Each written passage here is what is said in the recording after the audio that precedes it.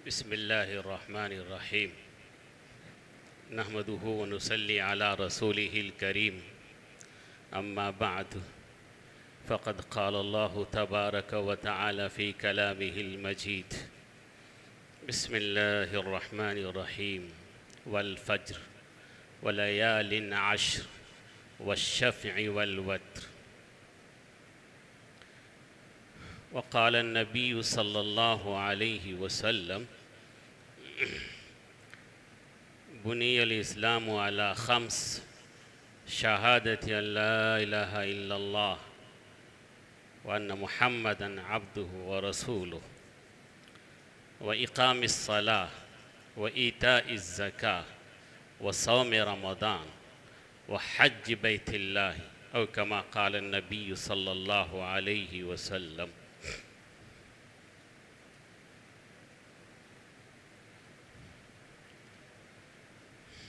बुज़ुर्गों, दोस्तों और अज़ीज़ों, आजकल जो अय्याम चल रहे हैं, हाजियों के काफ़िले रवाना हो रहे हैं बैतुल्लाह की ज़ियारत के लिए। अल्लाह तबारक व तआला अपने मकबूल बंदों को अपने घर की ज़ियारत के लिए बुलाया करते हैं।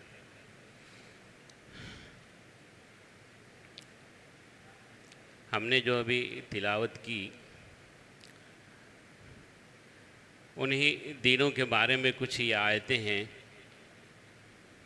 अशरे ज़िलहज और ख़ास तौर से 9वीं और 10वीं तारीख़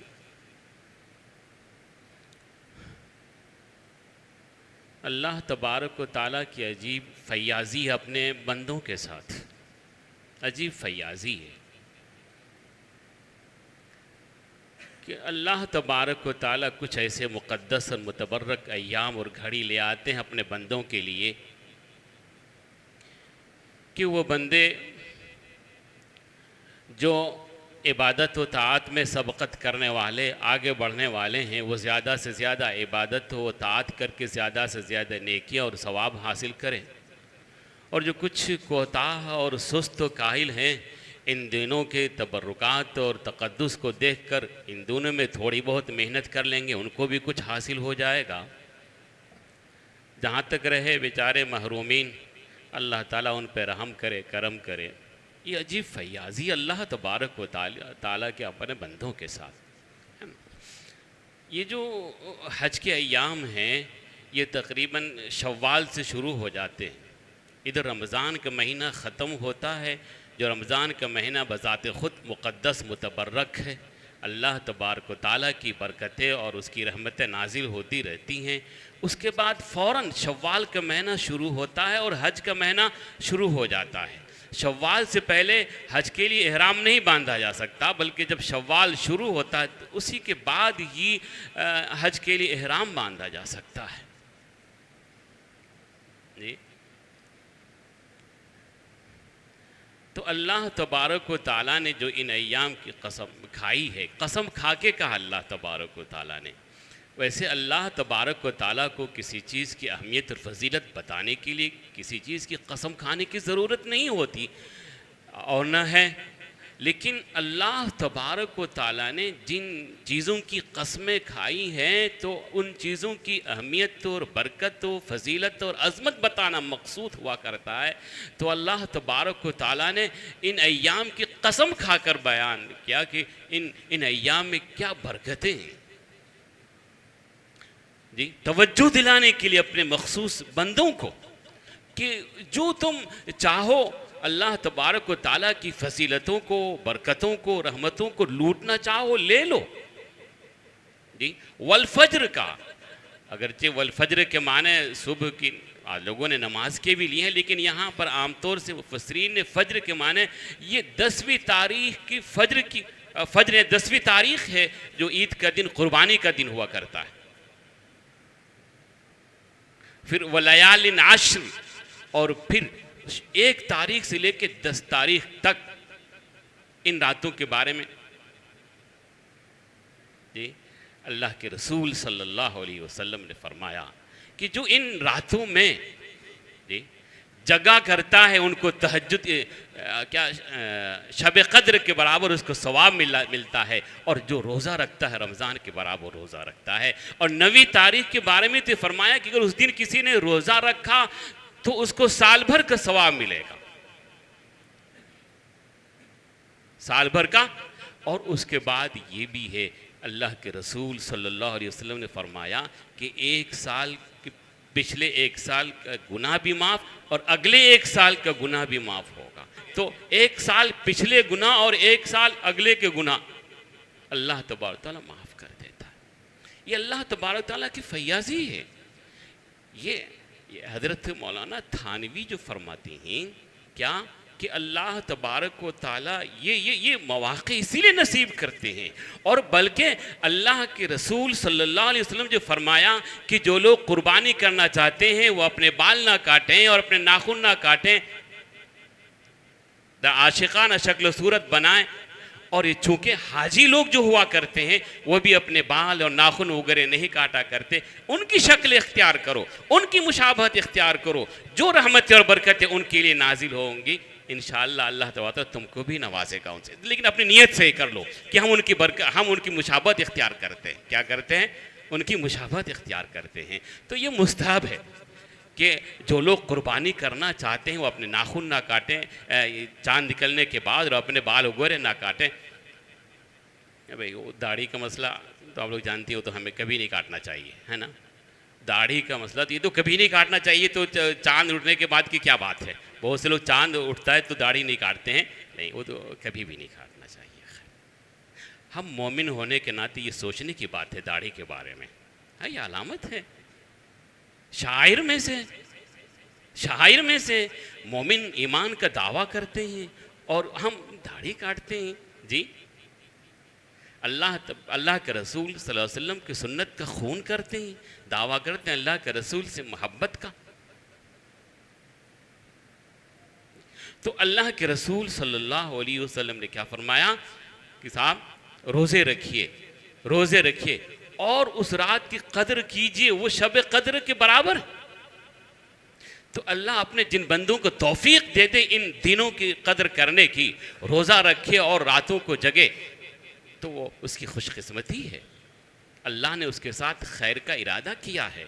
और जिस बंदे को तौफीक नहीं मिली उसको इसके बारे में सोचना चाहिए, हमारे किन गुनाहों के बदौलत अल्लाह ने हमको इन रातों की बरकतों और फजीलतों से महरूम और इन दिनों के रोज़ों से महरूम रखा है।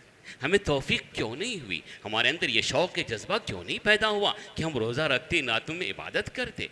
ये सब कुछ जी वो गुनाहों की बदौलत उसकी नहुसत की वजह से होता है कि आदमी नेकी की तरफ कदम नहीं उठाता हो, नेकी के काम नहीं करता। वरना गुनाह कम हो, गुनाह नहीं हो तो फिर उसका दिल ही क्या नेकी की तरफ आगे बढ़ता है और उसका दिल खुद उसको आमादा करता है कि नेकियां करो।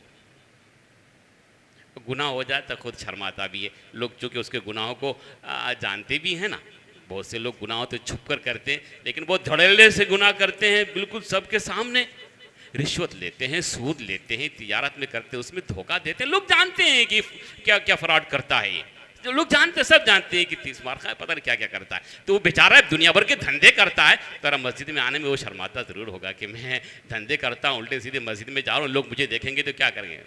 किस मुंह से जाता है खुदा के सामने हाजिरी देने? खुदा को तो धोखा दिया करता है। तो गुनाहों की नौसत से ही वो मस्जिद में आने से, नमाजों से भी वो महरूम रहा करता है।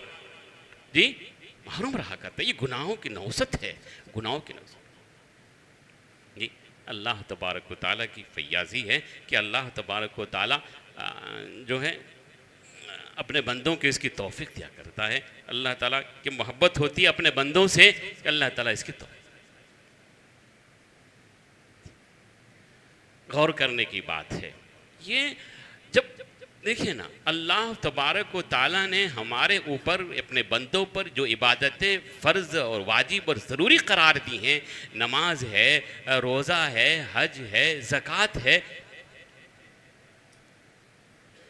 अल्लाह तबारक व तआला की जो ख़ास सिफ़तें हैं वो जलालो और जमाल क्या है? जलालो जमाल है। तो अल्लाह तबारक व ताला ने अपने इन इबादतों में जो नमाज है और ज़कात है, अल्लाह तबारक व ताला की इसमें जलाल झलकती है। आदमी किसी के अंदर जलाल हो और हो तो साहब उसके सामने झुका जाता है, उसको खुश करने की कोशिश की जाती है। ऐसी नमाज में और ज़कात में अल्लाह तबारक व ताला के जलाल को के सामने अपने हदिया और पेश करने के लिए, तोहफ़ा पेश करने के लिए बंदा झुकता है, अपनी नाक और अपनी पेशानी रगड़ता है जी, और अपनी नियाज़मंदी का इजहार अल्लाह तबारक व ताला के सामने करता है। ऐसी ज़कात देता है। दुनिया को अपने दिलों से निकाल कर, दुनिया को अपने दिलों से निकाल कर अल्लाह तबारक व ताला के सामने अल्लाह को राज़ी करने के लिए गरीबों को देता है। दुनिया की मोहब्बत जाती, अल्लाह की मोहब्बत आती।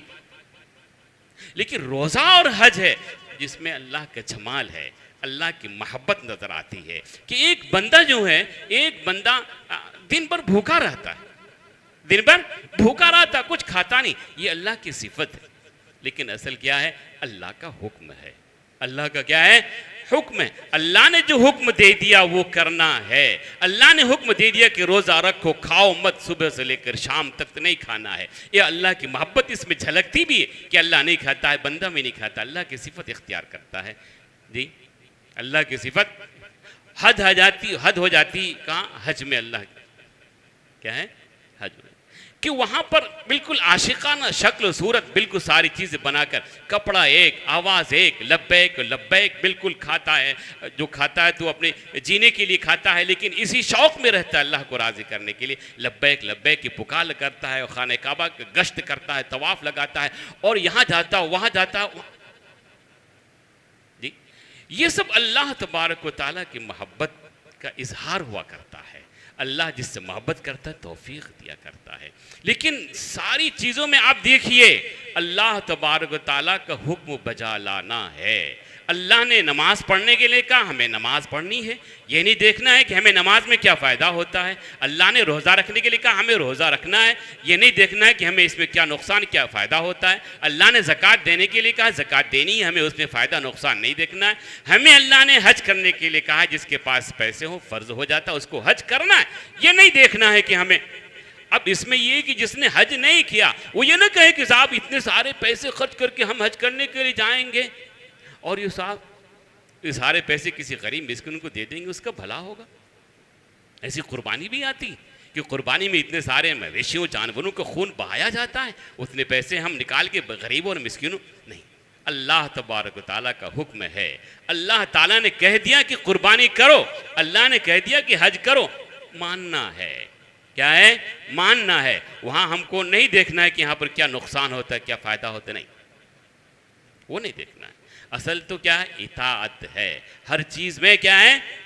एक बड़ी अच्छी बात कही हज़रत मौलाना थानवी साहब रहमतुल्लाह अलैह ने। उन्होंने ये बात कि हज़रत, ये मशहूर वाक़या है कि हज़रत अबू बकर रज़ी अल्लाह ताला अन्हु का, कि वो फरमाते हैं कि एक मरतबा रात को अल्लाह के रसूल सल्लल्लाहु अलैहि वसल्लम जो गश्त कर रहे थे तो देखा कि हज़रत अबू बकर तहज्जुद की नमाज़ पढ़ रहे हैं और जो नमाज में क़िराअत कर रहे हैं ज़रा कुछ आहिस्ता कर रहे हैं, और हज़रत उमर जो, उनकी आवाज़ ऐसी कुदरतन भी बुलंद थी, वह ज़ोर से करते हैं।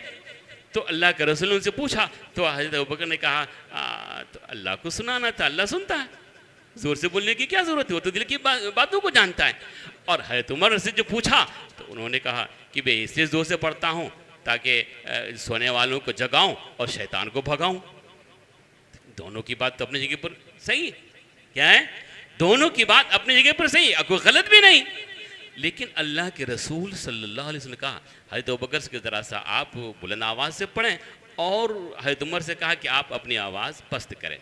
अगरचे मुफस्सिरीन ने ये लिखा है कि एतदाल का रास्ता इख्तियार करें, लेकिन हज़रत मौलाना थानवी ने कहा कि नहीं, ये तुम्हारा फैसला था, अब तुम हमारे फैसले के मुताबिक ज़िंदगी गुजारो कि तुम अपनी आवाज़ पस्त करो और तुम अपनी आवाज़ बुलंद करो। अपनी मर्ज़ी के मुताबिक नहीं, शरीयत के मुताबिक, अल्लाह और रसूल के हुक्म के मुताबिक ज़िंदगी गुजारनी है, ज़िंदगी गुजारनी है। क्या है, ज़िंदगी गुजारनी है।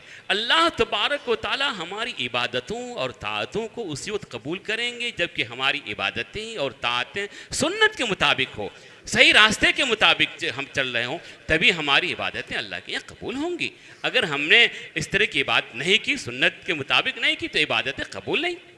अरे भाई, कोई मुलाजिम होता है, कोई नौकर होता है, फैक्ट्री में कारखाने में होता है, अगर उसकी मर्ज़ी के मुताबिक, मालिक की मर्ज़ी के मुताबिक काम नहीं करता है, चाहे वो करता हो लेकिन मर्ज़ी के मुताबिक काम नहीं करता है, तनख्वाह दे देता हो, लेकिन उस मुलाजिम और लेबर को, काम करने वाले को, जो उसकी मर्ज़ी के मुताबिक काम करता है, तो आखिर में उसको इनामात से नवाजता भी है।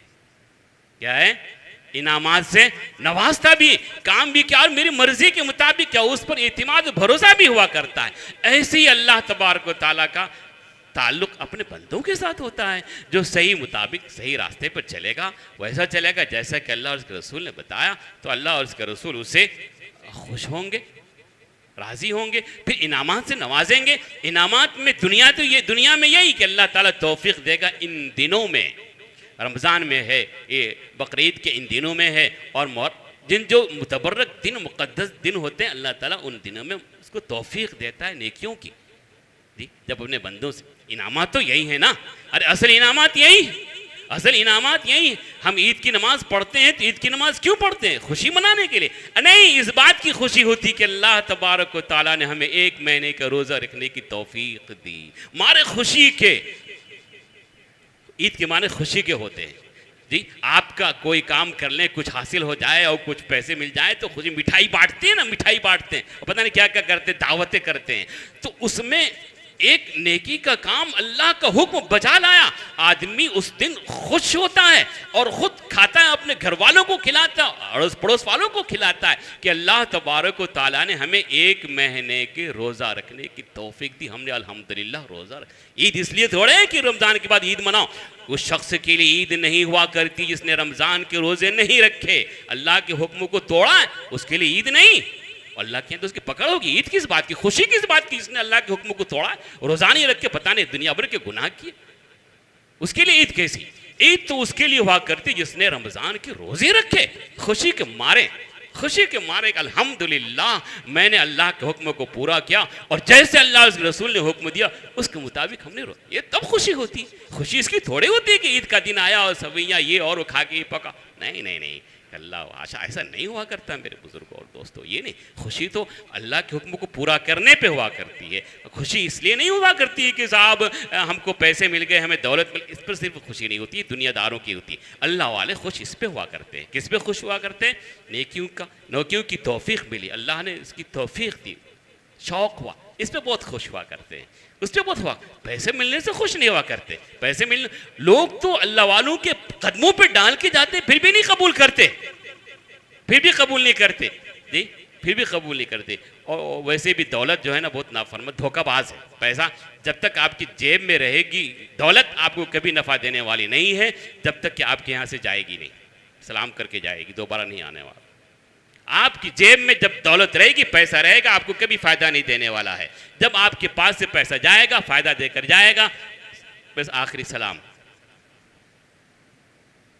तो देखिए अल्लाह तबारक होता है क्या है, ईद जो है खुशी के लिए हुआ करती है। ऐसी कुर्बानी में, कुर्बानी जो होती है, क्यों? हज अदा किया, हज अदा किया, हज अदा किया, उस खुशी में कुर्बानी करते हैं और उन्हीं की मुशाबत इख्तियार करने के लिए हमको भी कहा तुम भी इख्तियार करो, अल्लाह ताला उनके साथ तुम्हें भी बख्श देगा और उन्हीं जैसे रहमत बरकत तुमको भी नाजिल करेगा। ये हुक्म तो अल्लाह ताला का है ही, इसलिए कुर्बानी। तो कुर्बानी में क्या है? कुर्बानी क्या? कुर्बानी खुद सबक दिया करती है कि इंसान के, एक मुसलमान की ज़िंदगी में कुर्बानी होनी चाहिए। बग़ैर कुर्बानी के कुछ हासिल नहीं होता। दुनिया नहीं हासिल होती तो दीन कैसे हासिल होगा? बग़ैर कुर्बानी के कुछ नहीं हासिल, कुर्बानी देनी पड़ेगी। हज़रत इब्राहीम अलैहिस्सलाम की पूरी ज़िंदगी कुर्बानी से भरी पड़ी। अल्लाह के रसूल की पूरी ज़िंदगी कुर्बानियों से भरी पड़ी है। बगैर कुर्बानी के कुछ हासिल नहीं हो सकता, बगैर कुर्बानी के कुछ हासिल नहीं हो सकता। ख़ासतौर से जवानी की कुर्बानी अगर होती है तो फिर बुढ़ापे में वो कुर्बानी काम आया करती है, चाहे दुनिया के मामले में हो या दीन के मामले में हो। और जब भी कुर्बानी देगा उसे बाद में फ़ायदा तो हासिल ही हो। जी, जवानी में पैसा कमाया होगा, मेहनत की होगी, बुढ़ापे में उसको पैसा का काम में आएगा। जवानी में उसने इबादत की होगी तो उसकी आदत बनी रहेगी, बुढ़ापे में भी वो करेगा। नहीं भी कर पाएगा किसी बीमारी और किसी उज़्र की वजह से, अल्लाह ताला उसका सवाब उसको देगा, क्योंकि उसके दिल में जो उसने किया तो उसको देगा। जी, अगर कोई माजूर हो जाता है किसी फैक्ट्री और किसी कारखाने के काम करने वाला, तो उसकी पेंशन जारी होती है ना, और देता है, पेंशन जारी होती है इसलिए कि उसने काम किया। ऐसे ही खुदा के यहाँ भी है, जिसने जवानी में काम किया और सब इखलास के साथ काम किया और शौक के साथ, तो जब वो माजूर हो जाता है, अल्लाह ताला उसकी जवानी की इबादतों का सवाब उसको उस जो उज़्र का ज़माना हुआ करता है, वो नहीं कर सकता, अल्लाह ताला उसमें देता है।